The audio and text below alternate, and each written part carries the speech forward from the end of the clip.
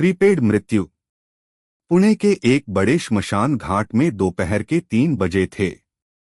रोहन उम्र लगभग 35 वर्ष, जो अमेरिका की एक बड़ी सॉफ्टवेयर कंपनी में वाइस प्रेसिडेंट था, अभी अभी फ्लाइट से उतरकर सीधे श्मशान घाट पहुंचा था।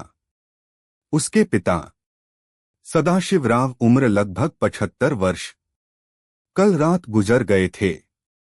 रोहन के हाथ में महंगा लैपटॉप बैग था और आंखों पर रेबैन का चश्मा। उसे पसीना आ रहा था और वह बार बार घड़ी देख रहा था। वह मोक्ष इवेंट मैनेजमेंट, अंतिम संस्कार करने वाली एजेंसी का कर्मचारी सुमित खड़ा था। सुमित ने सारी तैयारी कर रखी थी। लकड़ियां सजा दी थीं, पंडित बुला लिया था और सदाशिवराव के पार्थिव शरीर को स्नान कराकर तैयार रखा था। रोहन आया। उसने पिता के चेहरे की ओर एक नजर डाली। आंखों से 1-2 आंसू निकल आए।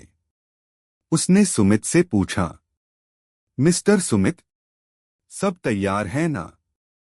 मुझे 6 बजे की रिटर्न फ्लाइट पकड़नी है। कल मेरी बहुत जरूरी मीटिंग है। प्लीज जल्दी कराइए। सुमित को आश्चर्य हुआ। जिस पिता ने इस बेटे को पाल पोष कर बड़ा किया, उस पिता की चिता के पास रुकने के लिए इस बेटे के पास 3 घंटे भी नहीं थे। सुमित ने शांत होकर सिर हिलाया। विधि पूरी हुई। रोहन ने मुखाग्नि दी। धुएं के गुबार आसमान में उठ गए। रोहन ने सुमित को अलग ले जाकर चेकबुक निकाली। सुमित, धन्यवाद, आपने अच्छी व्यवस्था की। आपका बिल कितना हुआ? 50,000? 1 लाख? राशि बताइए, मैं अभी चेक दे देता हूं। मैं दोबारा नहीं आ पाऊंगा। अस्थि विसर्जन भी आप ही करवा दीजिए। सुमित ने रोहन की ओर देखा। उसके चेहरे पर एक अजीब सी मुस्कान थी। उसने जेब से एक पुरानी फाइल निकाली और रोहन के हाथ में दी। साहब, बिल देने की जरूरत नहीं है, आपका बिल पेड है। रोहन चौंक गया। पेड?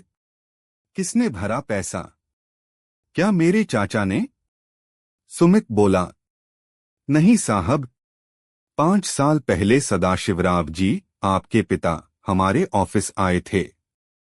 वे बहुत बीमार थे, ठीक से चल भी नहीं पा रहे थे। उन्होंने मुझसे पूछा था, आपका पैकेज क्या है? मेरे बेटे को तकलीफ न हो, सब इंतजाम कर देंगे ना? हमने उन्हें पैकेज बताया। उन्होंने उसी दिन 50,000 रुपए एडवांस जमा कर दिए थे और यह चिट्ठी मुझे देकर कहा था, मेरा बेटा आए तो उसे यह दे देना, और अगर वह न आ सके तो आप ही मेरा अंतिम संस्कार कर देना। सुमित ने वह चिट्ठी रोहन को दी। रोहन ने कांपते हाथों से चिट्ठी खोली। उसमें सदाशिवराव के कांपते अक्षरों में लिखा था, प्रिय रोहन, बेटा, मुझे पता है तुम बहुत व्यस्त हो। अमेरिका में तुम्हें सांस लेने की भी फुर्सत नहीं होती। मुझे मालूम है कि मेरी मृत्यु की खबर सुनकर तुम्हें चिंता होगी। छुट्टी मिलेगी या नहीं? टिकट मिलेगा या नहीं? मीटिंग का क्या होगा? ये सवाल तुम्हारे मन में आएंगे। बेटा, तुम्हारा समय और तुम्हारा करियर बहुत महत्वपूर्ण है। मैंने तुम्हें इसलिए पाला है कि तुम दुनिया जीत सको। एक बूढ़े की लाश के लिए तुम अपना नुकसान मत करना। इसलिए मैंने अपनी मृत्यु की व्यवस्था पहले ही कर दी है। एजेंसी को पैसे दे दिए हैं, वे सब कर देंगे। तुम आ सको तो अच्छा है, न आ सको तो भी मुझे कोई शिकायत नहीं। बस एक विनती है, जब मैं तुम्हें बचपन में स्कूल छोड़ने जाता था तो तुम्हारा हाथ कभी नहीं छोड़ा था। आज जब तुम मुझे अग्नि दो तो तुम्हारा हाथ कांपना नहीं चाहिए। जल्दी वापस चले जाना। तुम्हारी पत्नी इंतजार कर रही होगी। तुम्हारा पापा। चिट्ठी पढ़ते ही रोहन के हाथ से चेकबुक कीचड़ में गिर गई। उस श्मशान में जहां लकड़ियों के जलने की आवाज आ रही थी, वहां अब रोहन का अहंकार और करियर का घमंड जलकर राख हो चुका था। वह घुटनों के बल बैठ गया, चिल्लाया, पापा, मुझे माफ कर दीजिए। उसने सुमित के पैर पकड़ लिए। सुमित, मुझे अमेरिका नहीं जाना। मुझे अपने पापा के साथ रहना है। मैंने करोड़ों रुपए कमाए, पर मैं तो असली भिखारी निकला।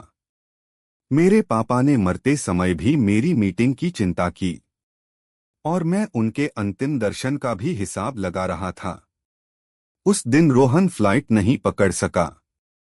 वह वहीं जलती चिता के सामने रात भर बैठा रहा, क्योंकि उसे समझ आ गया था, प्रीपेड सिर्फ सिम कार्ड हो सकता है, पिता का प्रेम नहीं। पिता का प्रेम अनलिमिटेड होता है, और उसकी कीमत दुनिया की कोई भी करेंसी नहीं चुका सकती।